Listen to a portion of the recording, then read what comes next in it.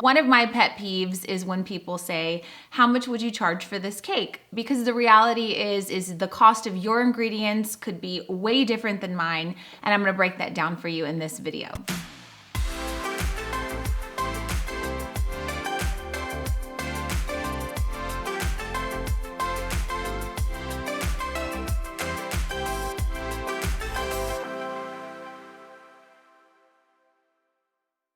Hey guys, I'm Janelle Copeland, founder of The Cake Mamas. It's an award-winning bakery in Los Angeles, and I hope you follow me over on Instagram. I retired and sold my bakery so that I could travel around the world and help business owners like you turn your passions into profitable businesses. So on this channel, I'm gonna be sharing tons of tips to help you run a successful business that you love. So let's talk about purchasing ingredients. Some people shop at Walmart or other grocery stores, which are great, especially if you're baking from home. You might not have a lot of space to purchase in bulk. While some people might shop at Costco. Maybe they're buying 25 or 50-pound bags of flour or sugar because they have the space, but maybe because they're also doing the math and they know that they can get more for their money. People like me figure out ways to get wholesale licenses and then go directly to a distributor so that I can purchase in bulk and save a ton of money. So this is one of the reasons why you should never ask someone else how much you should be charging for your cakes. It's just because a product or an ingredient is super cheap somewhere doesn't necessarily mean you're gonna be saving a ton of money. And one of the things you need to know is that when you're first starting out, you have to go buy all of the things, right? You have to make the initial investments of your pans. You've got to buy things like food coloring. You've got to buy flour. And so here's the example that I want to give you, because being cheap isn't always going to be the best way to run your business. We all know about the 99-cent store. So you could go to the 99-cent store and you can buy some Reynolds wrap foil. And that would be 99 cents, which sounds like a bargain, right? But if you've ever really paid attention to what you're actually getting for 99 cents, you're only getting 25 feet of foil. So let's just say that an average bowl is about a foot. You're gonna cover between 20 and 25 bowls before you have to throw that box away. It's not very much, right? But it costs you 99 cents. Well, if I go to Walmart, I might be spending $1.97, which is double the price of the 99-cent store. But guess how many feet I get for $1 more? I get 225 feet of foil. That's what we're gonna be talking about in this video, because I just got 10 times the amount of foil for double the price. So yes, the initial investment cost me more, $1 versus $2, but I got 10 times the amount of foil. And that's what you need to know when you start breaking down the cost of your products. You need to know where you can save money so that you are, charging appropriately for your customers, but also covering all of the expenses and just all the numbers. So let's dive into that. With inflation and the rising cost of food products, it is so important that you are constantly monitoring how much your ingredients cost you. So, as I showed you in the previous video in this series, I use a checklist, and it's basically an inventory checklist that I take every single time I go shopping, just to double check the price of basic things that I purchase all the time. So heavy whipping cream, flour, sugar, butter, all of the basics. And yes, you need to know how much eggs cost you, because again, per retailer, it will definitely vary. Let's talk about Walmart, because they're basically the low price leader. And although that's cool because you can go to Walmart and you can buy things for pretty inexpensive, that's not always gonna be the best thing long-term, especially when you're trying to run a business. So I'll give you an example. I like vanilla extract, but I really prefer to use vanilla beans. And so we found a vanilla bean at Walmart, and it was $11.98. That's $11.98 for one bean.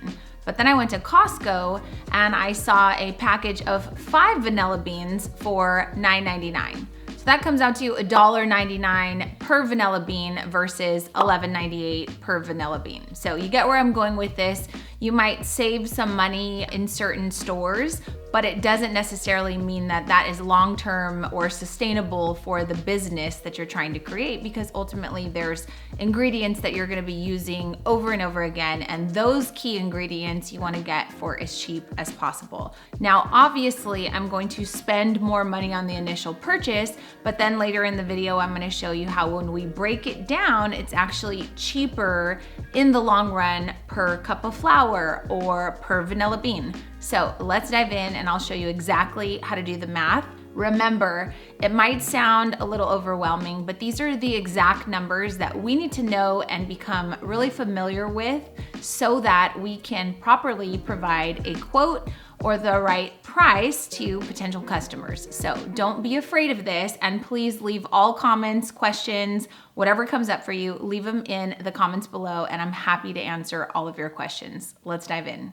All right, so whether you have a love-hate relationship with Excel spreadsheets or not, this is exactly how I started my business. Even when I was working from home, I needed some organization, and I quickly realized that I could save money at certain locations, certain stores, and so I needed to keep track of that. Every single time I got a new order or I had to go shopping for inventory, I needed a way to stay organized. And so this is what I put together.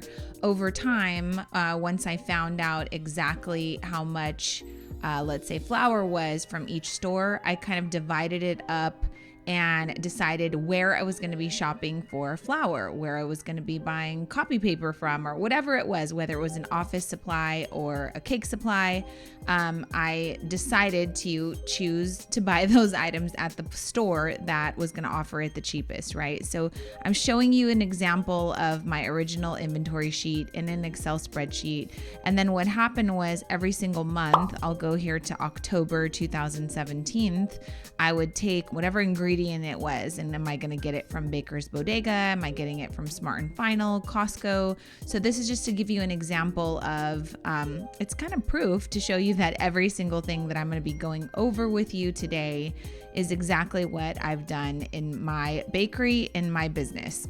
So here's a list of basic ingredients, right? Everything from almond butter to granny apples, which I've put in many recipes. And I would just keep a running log of ingredients. What I used to do, old school, is put the cost of however much, the item was, and then the size of the package. So for example, Guittard chips, I paid $66.77 for them. It was for 25 pounds. How am I going to measure them? I'm going to use the unit measurement of cups. Certain things I might weigh that might be grams sometimes.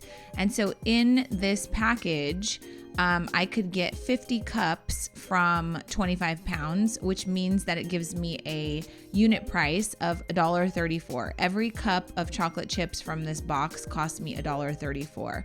And that's something that you should know about your basic ingredients. I understand that it might be hard to kind of convert. So what you can do is you can click on this and it says conversions, and it would say here, like 25 pounds gives you 400 ounces, 50 cups. And this is how it breaks down into tablespoons and teaspoons. So if this is helpful, again, I'm happy to share this and send this over to you. Another way that you can do that if you don't want to do basic math and find your own calculations is this tool called Bake Diary.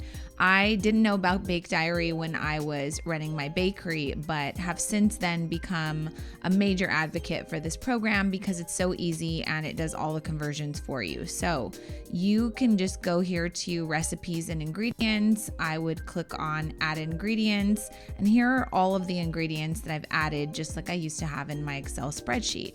So to show you how this works, if I type in flour, you can see all the different flours that I've put in. I've put in flour from Walmart, Baker's Bodega, Costco, almond flour, whatever it is. It gives you the purchase size. It also gives you the cost per container. So this is really, really helpful. In Bake Diary, there's every single ingredient that you can possibly think of, and it's all you have to do is put in the price and the amount that comes in the container, and it automatically does the calculations for you versus my Excel spreadsheet, again, that I'm happy to share with you. But this is a, less labor intensive, and you don't have to sit there and do all the conversions. But again, when I started 12 years ago, I didn't know about Bake Diary. I don't even think it actually existed. So I did it all by hand to make sure that my pricing was on point. The next thing is you can go in and you can load recipes in, which I have loaded in the recipes for today, but I don't want to share that with you yet because we're not going over that just quite yet. But Bake Diary is definitely a tool that I strongly recommend. All right, I hope that didn't overwhelm you. I know that that's a lot of math, but listen, as I showed you, I started out with an Excel spreadsheet when I was working from home when I first started my business, and I used that same Excel spreadsheet for every recipe throughout my years of owning a brick and mortar until I found out about Bake Diary. Bake Diary is something I hands down could have been, my business could have been saved, my time could have been saved, and so I strongly recommend it to all of my students.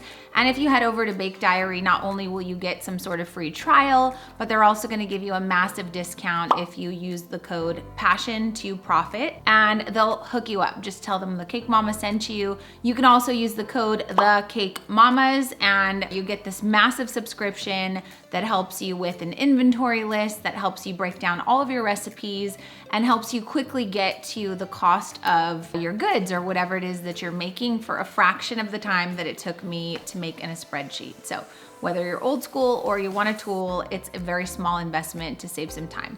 Anyways, I hope that wasn't too overwhelming for you. In the next video, I'm gonna show you how we're gonna make a cake.